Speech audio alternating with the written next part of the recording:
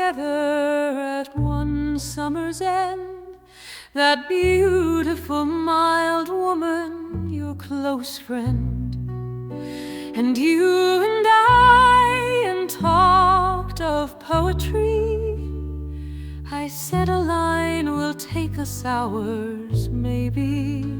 Yet if it does not seem a moment's thought, our stitching and unstitching has been naught. Better go down upon your marrow bones and scrub a kitchen pavement or break stones. Like an old pauper in all kinds of weather, for to articulate sweet sounds together is to work harder than all these, and yet be thought an idler by the noisy set of bankers, schoolmasters, and clergymen. The martyrs call the world, and thereupon that beautiful, mild woman, for whose sake there's many a one shall find out all heartache on finding that her voice is sweet and low, replied, to be born a woman is to know.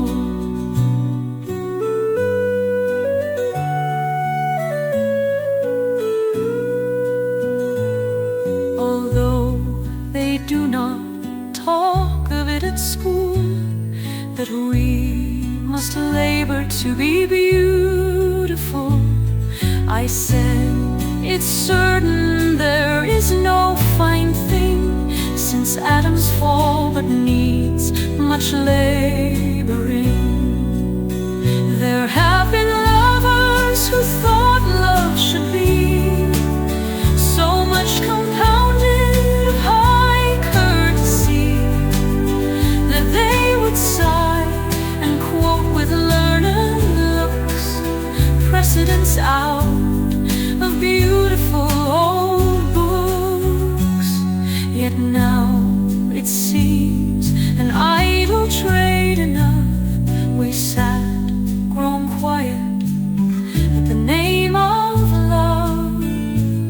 We saw the last embers of daylight die, and in the trembling blue-green of the sky, a moon worn as if it had been a shell, washed by time's waters as they rose and fell about the stars and broken days and years.